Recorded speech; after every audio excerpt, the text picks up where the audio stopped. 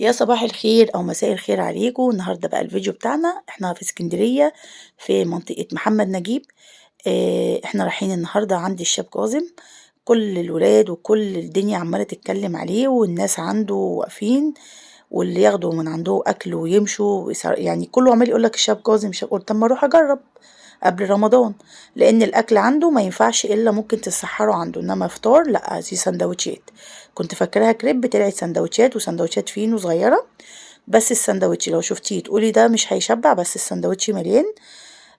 إيه، تعالوا بقى نشوفوا التجربه بتاعت السندوتش واقول لكم بقى رايي فيه لما ادوق، وده المنيو بتاعه وكمان العنوان مكتوب. تعالوا بينا بقى نشوف تجربتنا ايه. اهو الاكل نزل، هي عباره عن سندوتشات فينو، وبصراحه انا كنت بحسبها كريبات طلعت سندوتشات فينو، بس هنجرب وهنشوف برضه على الاسعار دي، هنجرب ونشوف. دوق بقى السندوتش واشوف.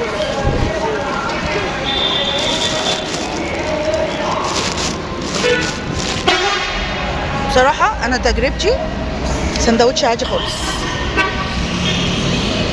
يعني ما فيهوش حاجه، هو الحشو كتير بس سندوتش عادي خالص ما فيهوش حاجه يعني. اهو ادينا جربنا برضو.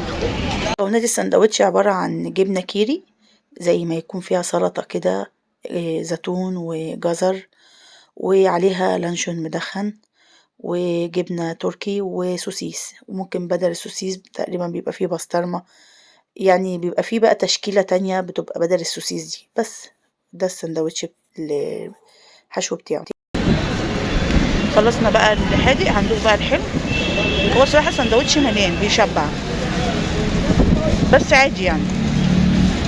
ممكن هما الولاد مبهرين بيه عشان هما يعني غيرنا احنا الكبار، بس هو السندوتش بيبقى مليان الصراحة.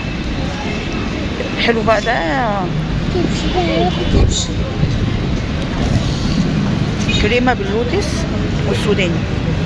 هندوق بقى برضو اقوله طعمه تحفة تحفة بجد. اللوتس دوت حلو جدا بس تقيل خالص، حلو قوي قوي بجد.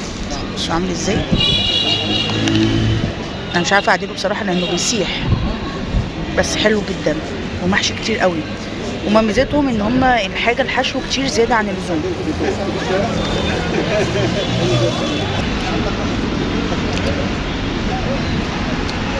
هو في من جوه كريمه وحلاوه، حلاوه سبريد وشوكولاته ولوتس.